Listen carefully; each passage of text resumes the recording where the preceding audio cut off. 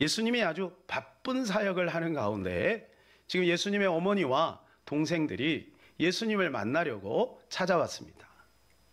모인 군중들이 너무 많다 보니까 지금 그 안으로 들어올 수가 없는 거예요. 밖에서 이제 서성이고 있는데 이 이야기, 이것을 누가 봤어요. 그리고 예수님에게 알려줍니다.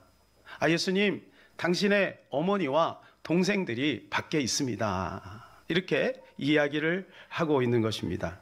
왜 예수님 가족이 예수님에게 찾아왔을까? 이 본문에는 설명이 되어 있지 않지만 학자들은 몇 가지 이유를 드는데, 첫 번째는 예수님이 지금 집을 가출해서 공동체 생활을 하고 있지 않습니까? 그러니까 혹시 건강은 해치지 않았는가, 이런 염려의 마음으로 왔다. 또 어떤 분들은 소문을 듣자니 지금 바리새인과 서기관들에게, 굉장히 많은 종교 지도자들에게 공격을 받고 있는데 혹시 무슨 일은 없는가, 이렇게 좀 소식이 궁금해서 왔다는 것이죠. 그러면 이렇게 예수님이 가족들을 이렇게 밖에서 있다는 이야기를 들을 때 정상적이라면 어떻게 대해야 할까요?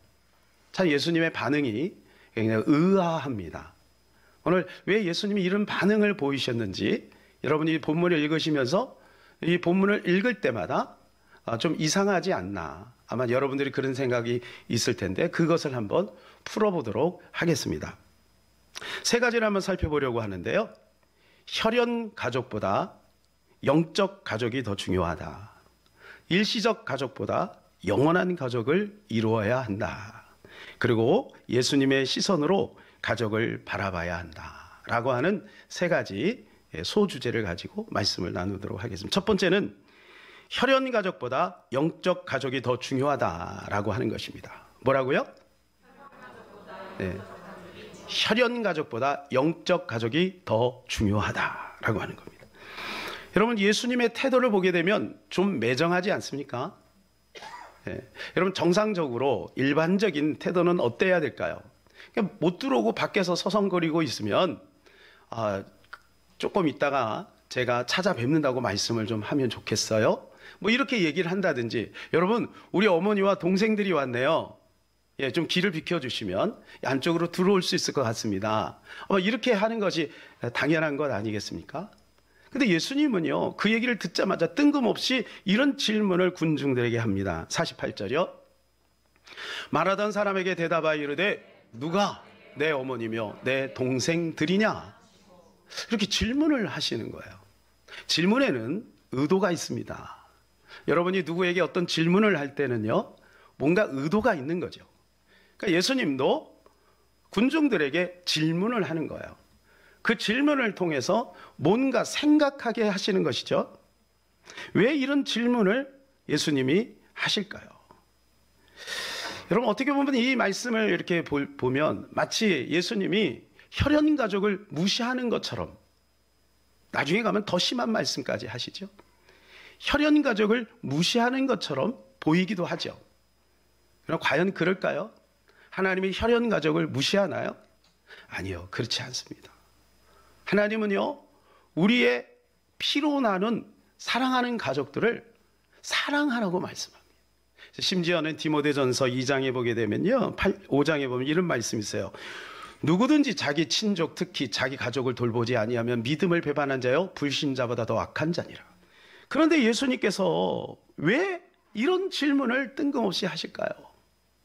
예수님도 물론 예수님은 독특한 출생을 가지고 있지만 예수님도 30년 동안 부모님을 잘 섬기면서 아버지 요셉을 도와가면서 목수일을 했잖아요. 지금 공생에 들어갔지만 그래도 예수님은 그 가족들을 따뜻하게 대해야 되지 않겠어요? 그리고 마지막 예수님이 십자가에서 그 어머니 마리아를 사도 요한에게 맡기는 것을 볼 때 예수님은 혈연 가족을 절대로 무시하지 않아요. 그런데 왜 예수님이 오늘 이 사건 속에서 이런 질문을 하면서 우리의 생각을 일깨우고 있을까요? 그 이유는 뭐냐 하면, 근본적인 이유는 이래요. 예수님은 영원에서 왔기 때문에. 보지 못하는 것을 주님은 보고 계신 거예요. 예수님은 영원에서 온 거예요. 천국에는요, 가족 개념이 없습니다. 가족 개념이 없어요. 그게 성경적이에요. 만일에 여러분 천국에 가족 개념이 있다면 여러분 천국에서 슬퍼하실 거예요. 왜냐하면 이산 가족이 많이 있으니까. 함께 천국에 올라가지 못하고 이산 가족으로 남아있는 사람들이 굉장히 많을 거예요. 그러면 얼마나 슬프겠어요. 천국에는 가족 개념이 없어요. 어떤 분은 천국에는 생식기가 없다, 이렇게 이야기합니다. 그러니까 혈연 관계가 이제 단절이 된 거예요. 그래서 뭐라고 얘기하냐면 형제님, 자매님 이렇게 얘기한다는 거예요. 한번 연습 한번 해볼까요? 옆에 있는 분하고 형제님, 자매님 이렇게 되는 거예요. 아버지, 형, 누나 이런 개념이 없어져요. 그게 천국의 개념이에요. 자, 어느 날 사두개인들이 마가복음 12장에 보니까 예수님에게 찾아옵니다. 여기서 우리에게 천국의 개념을, 가족의 개념이 어떻게 진행되는지에 대해서 알려주고 있어요. 한번 잘 들어보세요. 사두개인들은 부활을 믿지 않는 사람들입니다. 바리새인들은 부활을 믿었어요. 그러니까 바리새인과 사두개인은 늘 다투죠. 이 사두개인들은 지금 예수님이 부활에 대해서 말씀하시는 걸 듣고 반박하고 싶은 거예요. 그래서 예수님에게 와서 이렇게 질문을 합니다. 7형제가 있었다. 여러분, 7형제가 있었는데 형이 결혼을 했어요. 근데 자식을 낳지 못하고 죽었어요. 유대인에게는 고헬 제도가 있어요. 그러면 둘째가 형수하고 살아야 돼요. 그 형수하고 살았어요. 또 자식이 없어서 죽었어요. 그리고 계속 그렇게 됐어요. 막내까지. 그렇게 다 한 여자의 남편이 된 거예요. 그러면 천국에 가면 누구의 아내가 되리까? 이렇게 질문해요. 복잡하죠? 가족의 개념이 없어지는 거예요. 누구의 아내가 되리까? 이러니까 예수님께서 이렇게 말씀하세요. 24절이요. 예수께서 이르시되 너희가 성경도 하나님의 능력도 알지 못함으로 오해함이 아니냐. 사랑하는 여러분, 그래서 성경을 알아야 돼요. 성경을 모르면,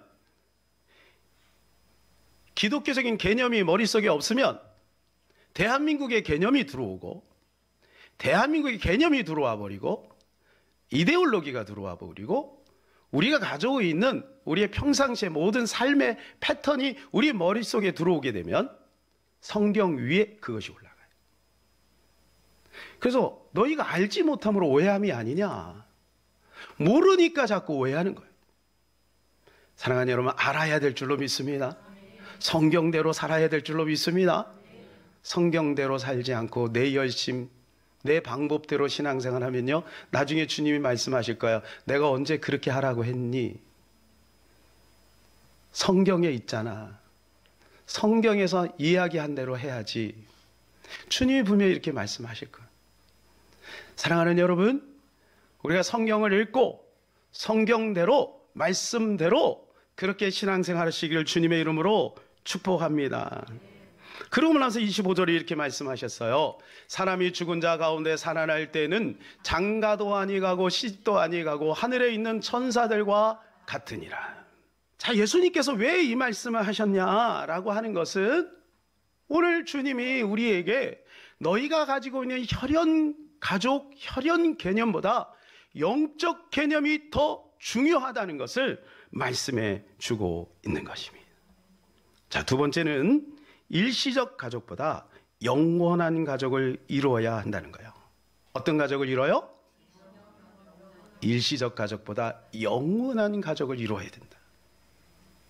이 땅에 사는 가족들이 있습니다.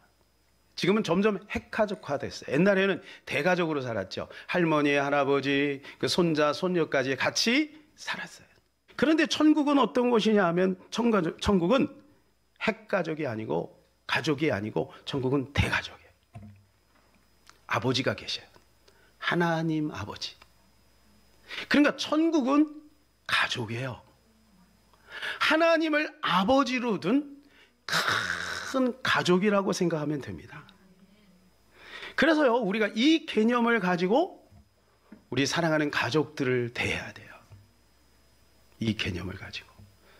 그래서 우리 가족들이 천국에서 형제요 자매로 만날 수 있도록 일시적인 가족에 만족하지 말고 영원한 가족으로 만들어가야 될 줄로 믿습니다.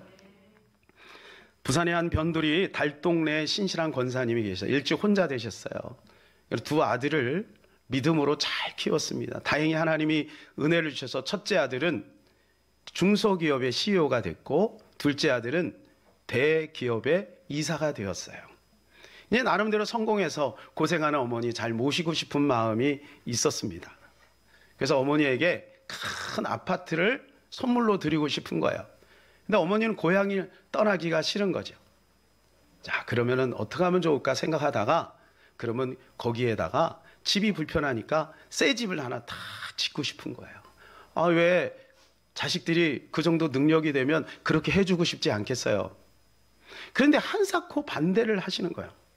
그러면서 그 자녀들에게 이렇게 얘기합니다. 너희들이 그렇게 내 집을 지어주고 싶으면 이렇게 해라. 먼저 주춧돌은 12개를 놓고 그 위에 기둥을 세우고 집을 짓되 그 주춧돌은 모두 다른 보석으로 해야 한다. 그리고 그 기둥은 다이아몬드로 하고 벽은 황금으로 해라. 마루에는 자수성을 깔고 담장도 황금으로 할 것이며 대문도 12개로 하되 모두 진주로 해야 된다. 담장 밖에는 유리알 같은 시냇물이 흐르고 그 강가에는 다달이 실과가 맺히게 할 것이며 집으로 돌아오는 도로도 모두 황금으로 포장하거라. 어디서 많이 들은 집이죠. 천국에 있는 집이죠. 그러니까 이 자녀들이 깜짝 놀라면서 에이 어머니 그게 무슨 농담을 그렇게 하세요. 그런 집을 어떻게 짓겠어요. 그래, 너희들로서는 불가능한 일이지. 그러나 우리 주님께서 나를 위하여 그런 집을 준비해 두셨단다. 나는 머지않아 그곳으로 이사할 것이다. 그러니 그런 집을 지어주지 못할 바에야 그만두고 그 돈으로 정말 어렵고 힘든 사람들이나 더 도와주거라. 이 어머니가 얼마나 지혜로워요? 아니 그냥 받을만 한데요. 그 정도 능력도 되는데요. 빚내서 하는 거 아닌데요. 그래서 어머니는 이 두 아들에게 진짜 중요한 관점, 진짜 중요한 가치를 알려주고 있는 영원한 집이 있다. 너희들도 그 영원한 집을 동경해야 돼. 이것을 그 사건을 통해서 알려주고 있는 것이죠. 아브라함은 막벨라 굴에 안장이 되었습니다. 먼저 사라가 들어갔죠. 막벨라 굴은 어떤 곳인가요? 영적으로 말하면 천국 같은 곳이죠. 그러니까 그 아들 이삭, 리브가 그리고 손자 야곱, 레아까지 거기에 다 안장이 되었어요. 근데 이 개념이 어디까지 가냐면 그 증손자인 요셉에까지 갑니다. 그래서 요셉이 마지막 숨을 거둘 때 형들에게 이렇게 부탁을 하죠. 내가 먼저 죽소. 그러나 분명히 당신들을 하나님께서 인도해 주실 것이 가나안으로. 그때 이 해골을 여기다가 두지 마시오. 이 해골을 꼭 가나안 땅 그곳으로 데려가 주시오. 이렇게 부탁을 합니다.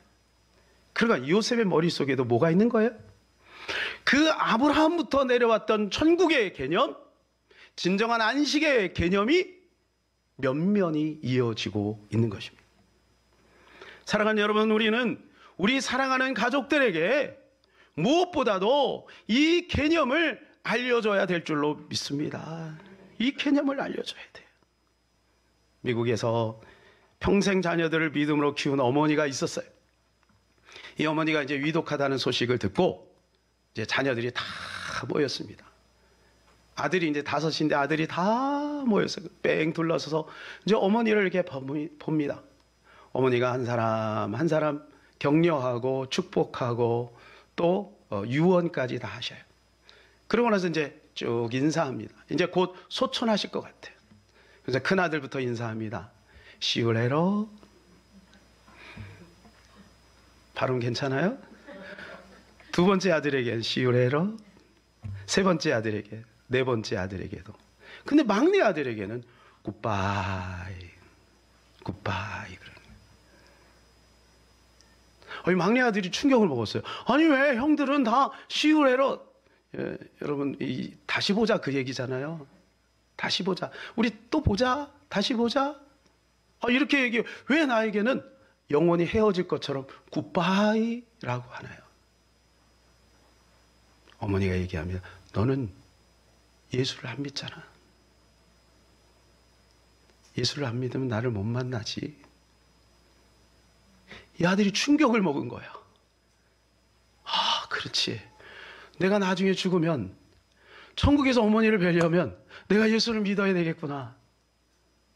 여러분, 이 어머니가, 이 할머니가 얼마나 지혜로워요. 자식이 잘 되고, 자식이 훌륭하게 되고, 많이 배우고, 똑똑하게 살고, 그것도 필요해요. 그러나 우리 자녀들에게 무엇을 심어줘야 될까요? 여러분은 자녀들에게 어떻게 인사할 수 있어요? 어떻게 인사할 수 있을까요? 지금 여러분이 만일에 이 세상을 떠난다면 자녀들에게, 가족들에게 어떻게 인사할 거예요? 여러분의 부모님들에게 어떻게 인사할 거예요?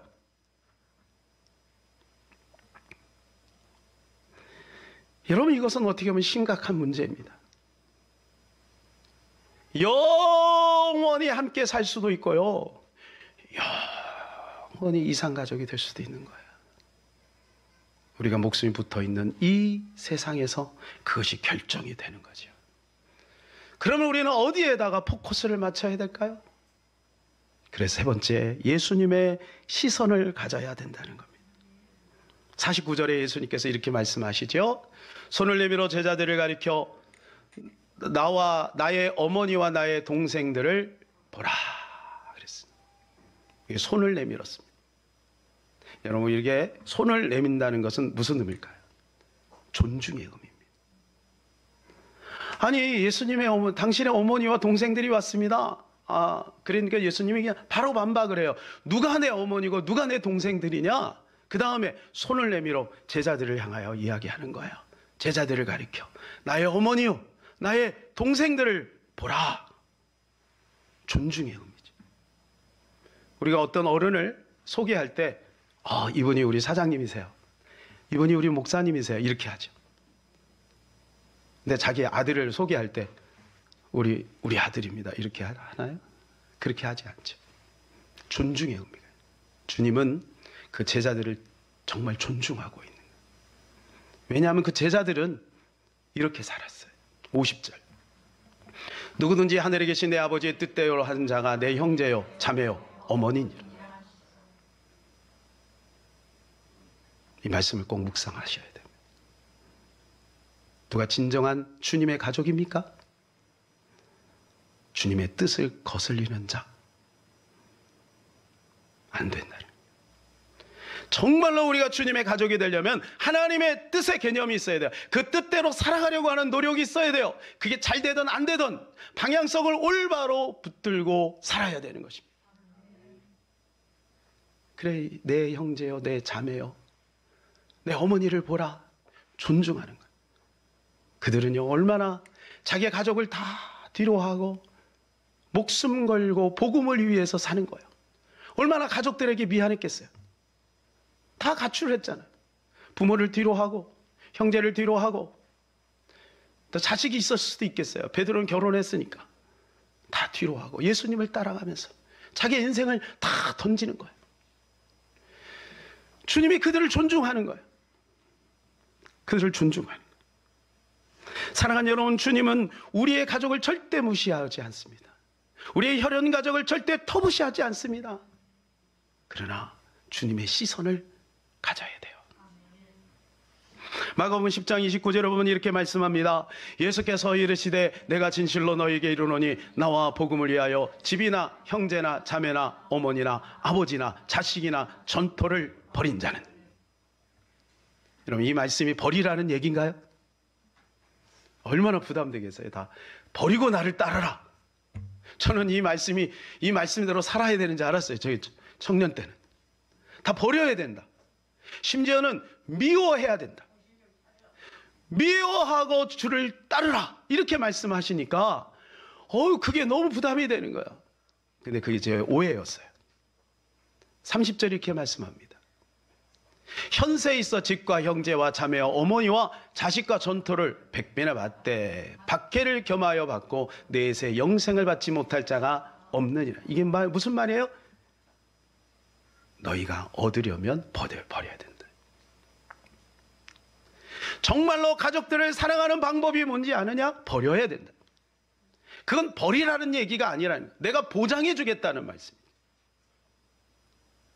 너희가 정말 가족들을 정직하게 올바로 사랑해야 되지 않겠니?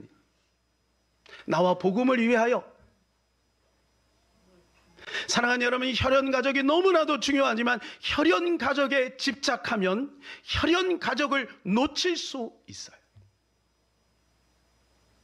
그게 엘리 제사장의 가족입니다. 그리고 나중에 어떻게 돼요? 그 가족이 너무나도 안타깝지 않습니까? 주님은 오늘 우리에게 이러한 개념을 알려주고 있는 거예요. 우리의 시선은 땅에 있으면 안 됩니다. 땅의 개념 속에서 자식들을 사랑하고 땅의 개념으로 부모님을 사랑하면 그것은 올바른 사랑이 아닐 수도 있어요. 주님 우리에게 정말 좋은 것을 주고 싶은 거예요. 가족은요, 너무나도 매력적인 것입니다. 가족은요, 피로 얽혀진 거예요. 그걸 까딱 잘못하면 복음 위에 가족을 둡니다. 까딱 잘못하면 하나님의 말씀보다 가족을 더 우선시할 수 있어요. 그러면 가족이 어려워져요. 주님 우리의 가족을 너무너무 사랑하기 때문에 오늘 이 말씀을 우리에게 해주고 있는 것 아닐까요? 우리는 가족을 사랑해야 되지만 집착해서는 아니 될 줄로 믿습니다. 그 무엇보다도 집착할 수 있는 게 가족이에요. 어떻게 보면 돈보다, 그렇죠? 세상의 그 어떤 명예보다 가족은 집착할 수 있는 대상이 될 수 있는 거예요. 애착할 수 있는 대상이 되는 거예요. 근데 그렇게 그걸 붙들고 살면은요, 진정한 자유와 기쁨과 축복을 놓칠 수도 있다는 거예요. 이 말씀을 준비하다가 갑자기 원숭이가 생각이 났어요. 원숭이를 잡는 법이 있습니다. 여러분 혹시 아프리카 가면 원숭이 잡는 법 제가 알려드릴 테니까 한번 잡아보세요. 입구가 좁은 항아리나 아니면 유리 항아리 같은 것들을 놓고 그리고 거기다가 원숭이가 좋아하는 바나나를 집어넣는 거예요. 그러면요, 원숭이가 손을 딱 집어넣어서 그 바나나를 딱 붙듭니다. 네, 그리고 빼려고 하는데 안 빼지죠. 그러면요, 사냥꾼이 와서 탁 잡아요. 우리 같으면 어떻게 할까요? 놓겠죠, 그죠? 여러분 안 놓을 거예요? 안 놔요. 안 놔요. 안 놔서 잡혀요. 마귀에게 잡혀요. 이는 가족뿐만 아니라 우리가 집착하는 그 어떤 것이 될 수 있겠죠. 결국은 마귀는요, 그걸 통해서 잡고 그리고 그걸 놓게 만들어요. 그래서 무당들이 어떻게 해요? 잘 되죠. 돈도 벌고요. 잘 돼요. 근데 나중에는요, 망해요. 피폐해져요. 영적으로 피폐해지고 자녀들이 안 돼요. 사랑하는 여러분, 가족들은 그만큼 매력이 있어요. 오늘의 결론입니다. 하나님은 가족을 너무나도 존중하고 사랑합니다. 그래서 직접 만드셨어요. 그러나 그 가족이 올무가 돼서는 안 돼요. 정말로 가족을 사랑하는 것은 복음 안에 있어야 돼요. 그래서 주님이 뭐라고 말해요? 주 안에서 부모님을 공경하라는 거예요. 주 안에서 자식을 사랑하라는 거예요. 주님 안에서 해야 됩니다. 사랑하는 여러분, 하나님은 우리를 사랑하고 우리 가정을 사랑합니다. 그러나 복음 위에 올려놔서는 안 돼요. 그건 정직한 사랑이 아니에요. 우리 부모님을 정직하게 사랑하고 우리 사랑하는 가족들을 올바로 사랑했으면 좋겠습니다.